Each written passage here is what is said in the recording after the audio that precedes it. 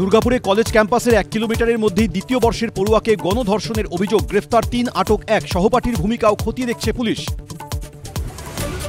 গণধর্ষণের 36 ঘন্টা পর অবশেষে ঘটনাস্থল ঘিরল পুলিশ। ঘটনাস্থলে ফরেনসিক, নির্যাতিতার পরিবার ও পুলিশের সঙ্গে কথা বালেশ্বরের অতিরিক্ত পুলিশ সুপারের।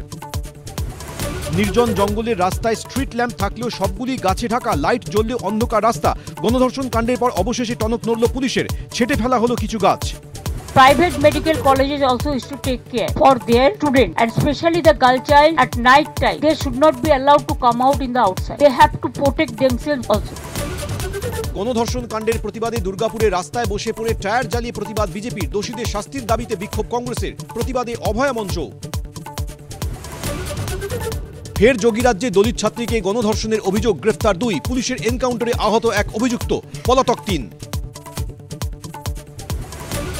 বিহার নির্বাচনে এনডিএর আসন সমঝোতা চূড়ান্ত। বিজেপি লড়বে 101টি আসনে, জেডিইউ লড়বে 101টি আসনে। চিরাগকে 29, জিতেন রামকে দেওয়া হলো 6টি আসন।